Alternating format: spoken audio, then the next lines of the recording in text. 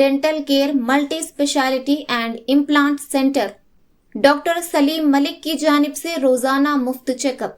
Timings सुबह 10 बजे तक रात 9 बजे तक और इतवार के दिन भी खुला रहेगा। बामुकाम क्लॉक टावर बिसाइड रहमत मस्जिद HR complex first floor SBI main branch road महबूब नगर। Phone number 8522943048। अस्सलाम वालेकुम नाज़रीन, NH TV में आप सभी का इस्तकबाल है। जरचल्ला में प्रेम रंगा गार्डन में मुनक़िदा जमात दहुम के तलबा की फेयरवेल पार्टी में मेहमान खुसूसी की हैसियत से रुकन असम्बली जरचल्ला अनिरुद्ध रेड्डी ने शिरकत की और इस मौके पर तलबा से खिताब करते हुए कहा कि जमात दहुम ही तलबा के लिए अहम तालीमी मोड़ है। जमात दहुम के बाद ही मुस्तक़बिल को बेहतर बनाने के लिए कई मौक़े फराहम हो सकते हैं।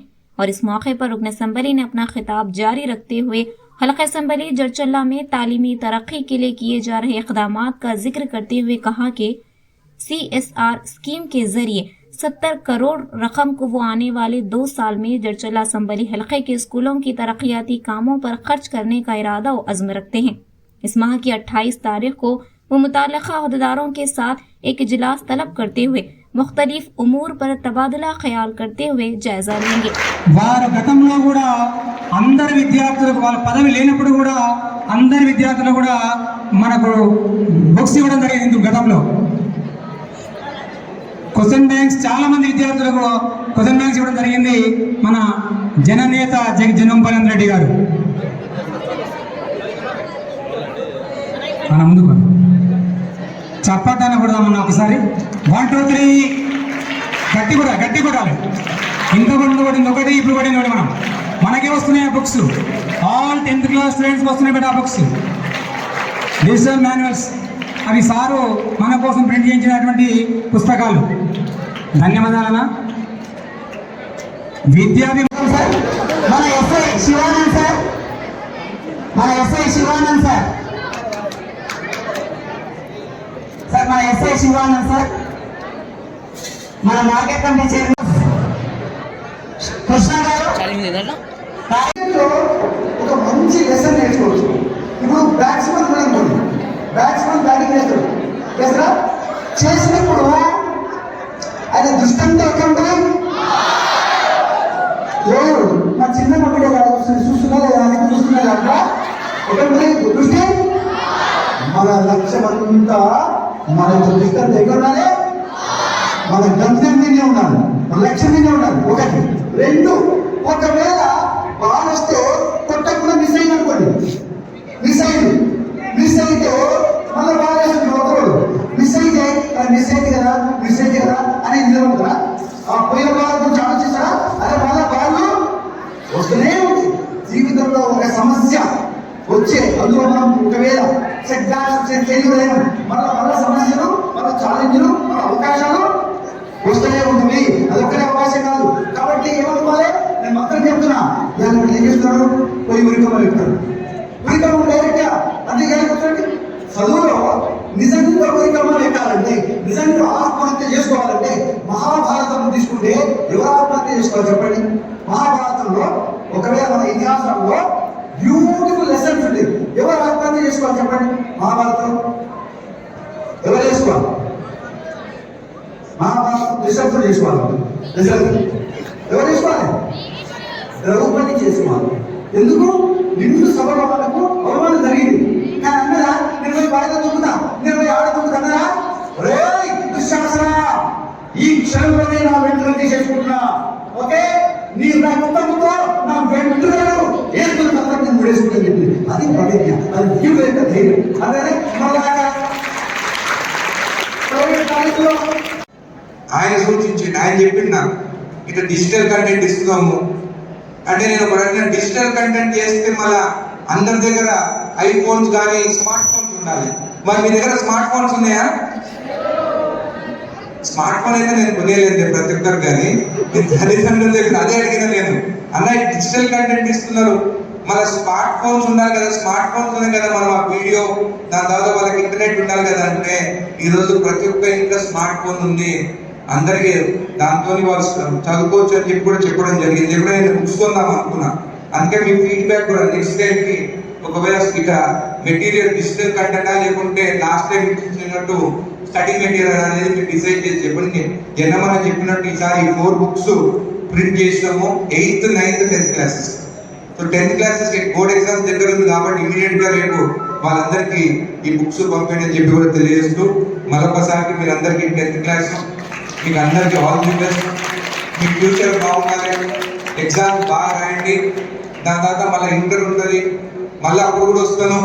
దాని తర్వాత మళ్ళీ ఇంజనీరింగ్ డిగ్రీ చదువుతుంది ఉంటుంది, అప్పుడు కూడా మీకు కూడా ఉంటుంది. దాని తర్వాత మీకు మంచి ఉద్యోగాలు వస్తాయి. మీరు మీ తల్లిదండ్రులు బాగా చూసుకోవాలని చెప్పి కూడా మీకు తెలియజేస్తూ మీకు ధన్యవాదాలు చెప్తున్నాను. క్లాస్ నుంచి మీరు స్కూల్ పోయి కింద కూర్చొని చదువుకున్నారు, బెంచులు కూడా లేవు, బోర్డులు లేవు. బట్ ఇప్పుడు స్కూల్ యూనిఫామ్స్ కూడా మన ప్రభుత్వం వచ్చిన తర్వాత అప్పుడు జూన్లోనే మీకు ఒక జత కూడా ఇవ్వడం జరిగింది.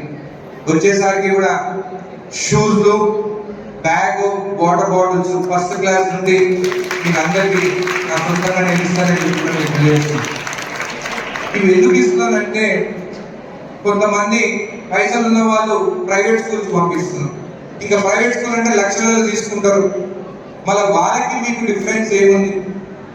యూనిఫామా,